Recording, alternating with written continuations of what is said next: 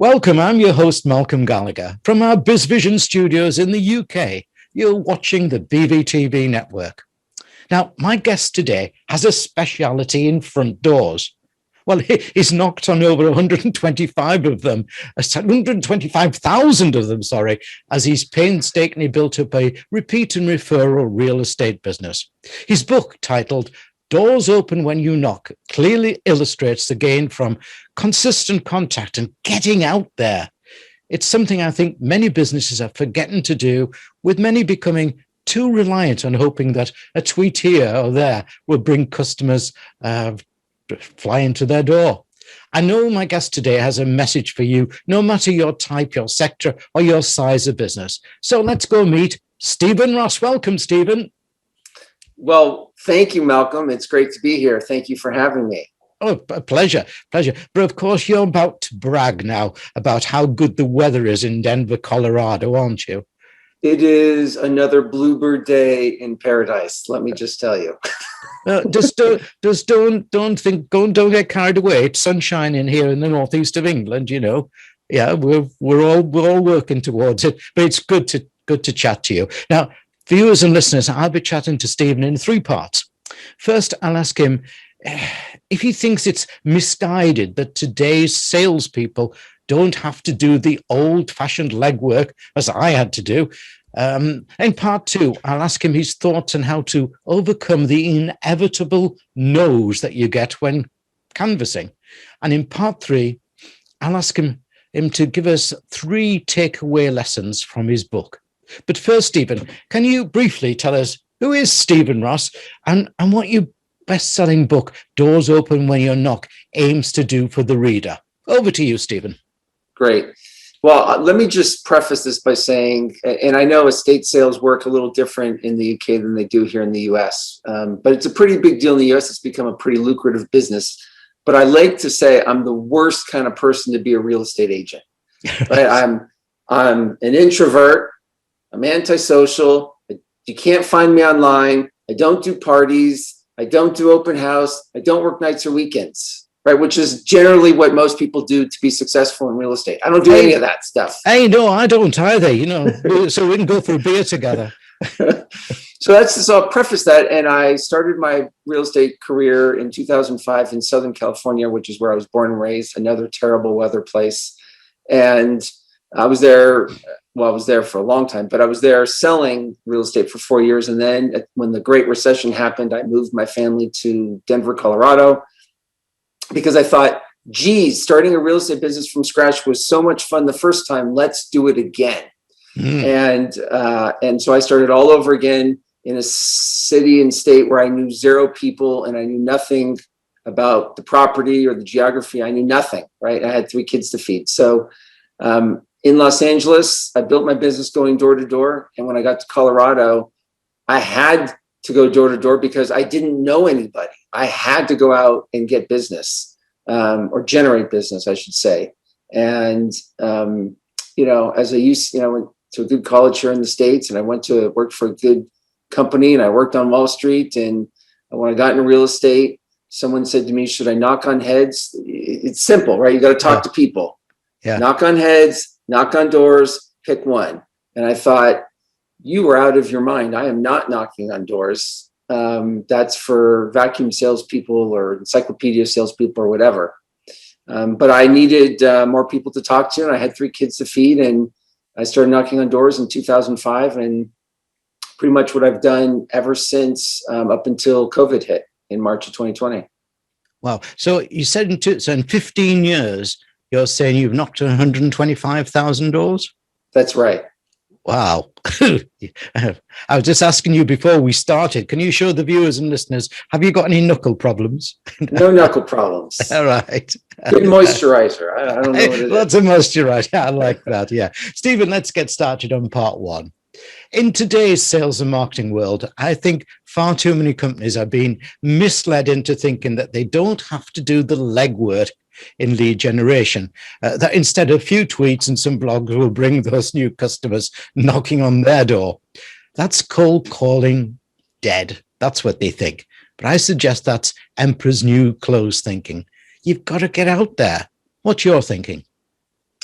Well, obviously I'm biased, right? Because I've built my business going door to door, and I still have a relationship built business. And so I think the first thing to distinguish is, to be fair, if you have a business that's selling, cell phone covers, little, $8 widgets, you're not going to go door to door selling $8 cell phone covers, right? That's going to be a marketing driven business. So if you're in a marketing driven business like that, obviously this is not going to apply to you.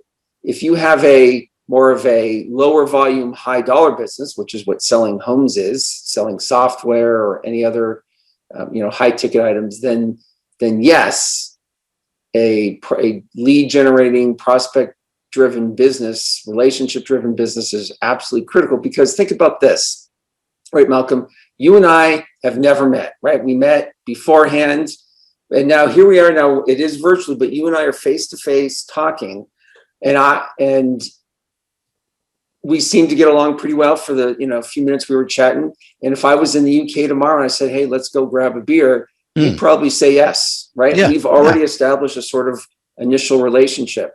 And of course, when I'm standing at your front door, into my business, if I'm on your doorstep talking about the place you wake up every morning and the place you go to bed every night and where you create all your family memories, and I'm there in person connecting with you, that's a pretty strong relationship. And that is not something you're going to be able to create on a Facebook or a tweet or an Instagram post or whatever.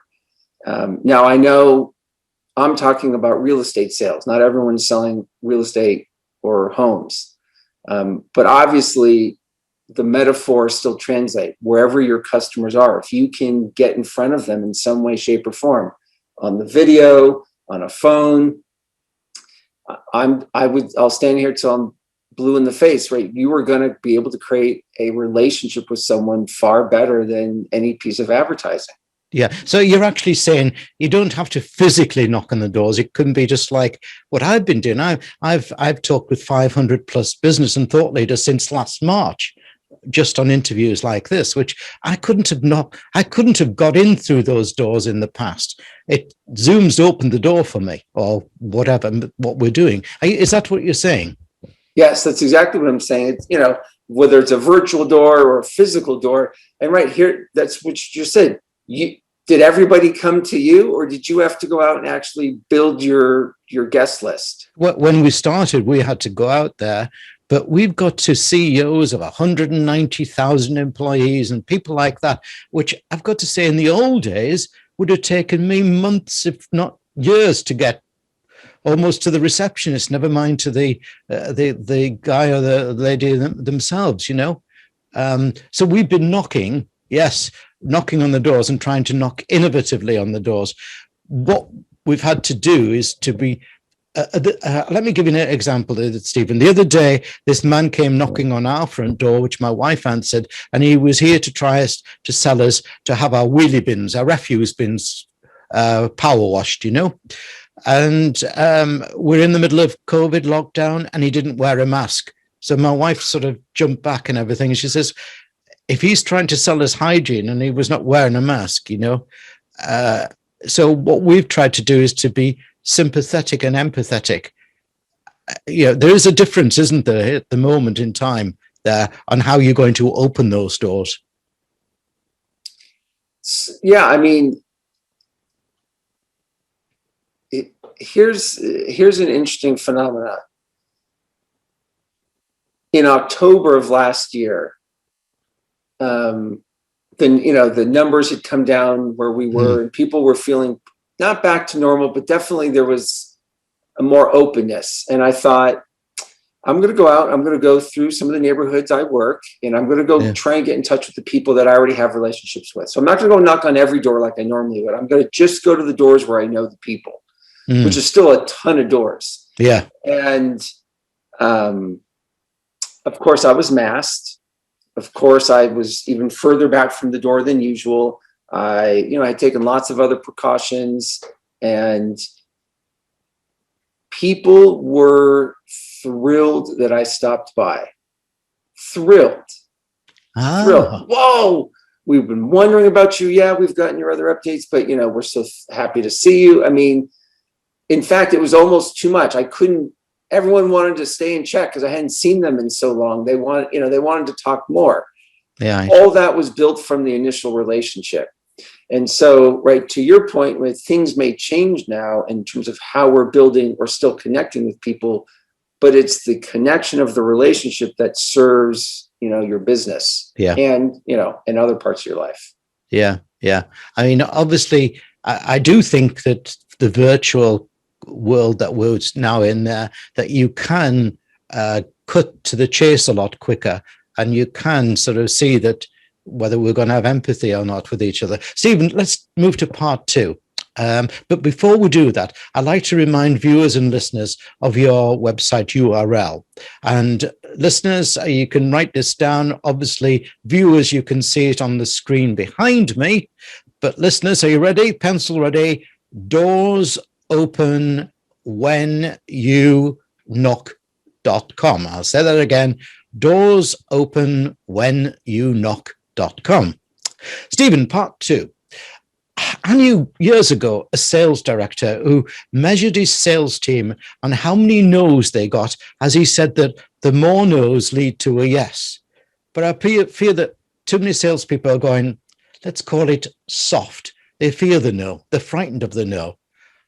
You must have had a lot of no's. I've had a lot of no's in my life, and that's not just from potential girlfriends. I suggest stop doing postmortems and why you got, and instead of think of why you've got a yes. So not why you got the no, but instead of why you got a yes, and just keep repeating that. Have you any thoughts on overcoming the energy sapping no? It's only energy sapping if you make it mean something, right? Think about it this way. I mean, knocking on doors for me was a little bit of a cheat. And what I mean by that is many agents, and you can relate it to your own business, but again, just talking about real estate agents here in the US, build their business by starting with the people they know. And I don't care if you are the best salesperson in the world. I don't care who you are. You are going to have people that are not going to use you. Yeah. That's a little more personal. That hurts a little bit more. And it happens to all of us. Yeah. And when you can get that, the no, that no, which is much more personal than me knocking on a door of a stranger who I have no idea who they are, and they don't know who I am, and they are not interested. You can get that it really means nothing. And even the one where the people it doesn't mean anything, although there's something to learn. I'm not going to go there right now. Let's just stick with this whole, how do you get past no? And so that's the first thing to get. It's not personal. And secondly, I had a mentor that used to say no meant next opportunity. Yep. Yes. And I don't know if he patented it or not, or that's where I heard it from. And the no was freeing because it just meant next door. Literally, I mean, he didn't knock on doors, but literally just meant the next person. For me, it meant the next door. And there is something to be said for practice, right? What episode is this for you? What episode are we on right now? Do you know? 500 plus. 500 plus. I think we're about 504. Okay. And if we went back to episode number 4, how good do you think you would have been compared to where you are now? Well, it was interesting because it wasn't, I don't know whether it was me or them, because the CEOs I was interviewing at the time were frightened to come on camera. And I was probably nervous as well because they made me nervous. Now I'm not as nervous as hopefully you can see at the moment, because just as you quite rightly say, move on to the next one. Move on to the next one. And that's the thing, right? When you get the 4th door you knock on is still a lot harder than the 504th. Yes. So part of overcoming the no or not having it zap you is desensitizing, just repeat, right? Repeat until it's you can really get it. Makes no difference. It has no bearing on who you are. Plus, it gives you an opportunity. Right, even a blind squirrel finds a few nuts. You could be terrible at what you're doing in your approach and your script or whatever you're doing, but just the tenacity of sticking with it. And maybe we'll get to this later, but the last piece of this is that not I don't want to say it that way. Doing, if you said today from 10 to 11, you're going to do your lead generation, you're going to make your calls, and they don't have to be cold. It could be calling people, past, current clients, whatever it is that you do to lead generate. If you say today, I'm doing that that's what's in your schedule from 10 to 11, and you do it, regardless of the outcome, right? Everyone could hang up on you. Everyone could be voicemail. The fact that you did it is a total win. Yes. And if you repeat that day in, day out, I don't care if every person is a no, the act of you doing what you said you were going to do and what was most important, that part builds momentum. And that momentum eventually turns into some opportunity that's going to pan out. Yeah, it almost becomes a habit, doesn't it? And habits form your futures. I've always sort of said to people as well, no doesn't mean no. It may be no, not at this time. No, because I'm on my way out to something, or no, because of many, many no's, isn't it? It's not a door slamming no, is it? That's totally right. Right. There's all kinds. I mean, some are. Yes, right? Yeah. And the dog biting your backside as you're running away. Yes, I know. Right. But we have no idea. I mean, again, this is why I love the example of going to people's doors, even though most of us, most of the people listening are not going to take this on, but just consider, put yourself in this situation. Just imagine when I go to someone's door, think about this, or even the guy that came to knock on your door with the hosing wash your bins. Yeah. I am trespassing on your property and I'm interrupting your day. Right. And I don't care what my message is. Those two things are true. We didn't have a scheduled appointment, and giving yourself some grace that the person you're inquiring upon isn't in the right mindset or frame or situation to honor your request is not personal. They got a life going on. And so to your point, right? Some of those no's have nothing to do with us. Got you. Yeah. Okay. Thanks, Stephen. Now for part 3.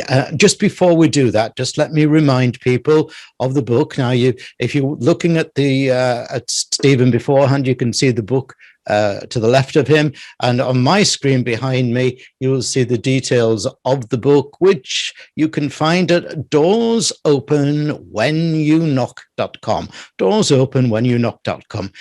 Stephen, can you give us 3 quick lessons from your book that any salesperson or entrepreneur can follow now and say later on, hey, thanks, Stephen? Yeah. I will try and succinctly sum this up into 3 pieces. Okay. But the first thing, I think the thing that people can get is number 1, you've got to know what your most important action is, right? Not all things matter equally. So for me, in the real estate business, it was talking to people. That was the most important thing. Bar none. So you got to know what your most important action is, and you got to make sure you schedule the time to do that. The second thing to get, and we haven't talked about this yet, is that there is a force that's working against us. It's a mythical force, but it's real. Stephen Pressfield, I heard it first from Stephen Pressfield, who's an author who wrote the book called The War of Art. He defines it as this thing called resistance with a capital R. And it is this force within us that wants to keep us safe and the same, right? So the moment that I'm supposed to go out, drive to the doors and go get to the doors, my car breaks, or I feel this, some fake emergency creeps up, anything that will come up to distract me from doing what's most important, right? There is this force called resistance. You got to know that there is this force looking to take you out of doing what's most important for you. So that's the second thing to acknowledge. 1, define what's most important. 2, be aware there's something out to get you. Yeah, go on. And pay attention. And then the third thing is to have some patience. That's a good one. I like that one. Yeah, just because you decided you're going to be, a rock star today doesn't mean that the universe is going to conspire today to make that happen. It's going to test that commitment and see how well you can persevere over time. And I just think everyone thinks in this world of instant gratification that everything should be instant. And that is just, it's just not my experience of life. Anything. But how, sorry about that, how that patience thing immediately jumped into my mind. I'm sorry for being impatient and jumping in, but I was thinking about this, the hardworking salesperson knocking on the doors who's got this sales leader of a boss saying, I'm impatient. You're not, where you're going to make your quota, and why aren't you selling? It's the impatience often above, isn't it? Could be. It could be. And, I mean, there's lots of reasons why that, maybe you're in the wrong job, right? Maybe you need a different boss, right? Because, because honestly, if that person, it's like saying, it's the same mindset that's impatient on making the quota this moment. And I get that we all have quotas and there's real deadlines. And to believe that, here's the other myth, to believe that every lead is an equal opportunity to do business. Maybe on the surface, every person you meet is an equal opportunity to do business. But once you engage with them, you can find out pretty quickly, if you're paying attention and you're honest, that some opportunities have a higher probability than others. And spending your time on low probability things is going to kill your ability to produce in the long run. Yeah. Right. Whereas some managers believe, follow up on every lead. I don't care how low the probability is, right? Waste of time. Yes. Yeah. I totally agree with you. I in my sort of day job, I help people win contracts, tenders, and put bids in, and people are just bidding. We sort of say, that's just because their boss is shouting at them, how many bids you got out today? And they just forget about this. Just go for, filter it out, as you quite rightly saying, go for the ones where you can win, Right. Look, Stephen, whilst I agree that sales and marketing methods have truly benefit from digital transformation, I also have my thoughts on the reality that you've got to get out, however you do it, and make those personal connections if you want to take a potential from being curious to a paying customer. Many thanks, Stephen Ross, author of doorsopenwhenyouknock.com, doorsopenwhenyouknock.com, for a thought-provoking interview. Thank you, Malcolm, for having me. It's been an absolute pleasure. Yeah, well, I'm going back into the sunshine here in Northumberland before it goes. You'll be sitting luxuriating as normal, knocking on a few doors in the sunshine in Devon, Colorado, won't you? I will, yes.